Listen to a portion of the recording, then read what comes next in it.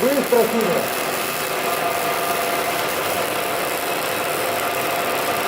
Быстро сюда. Тише, тише, тише. Все, нормально.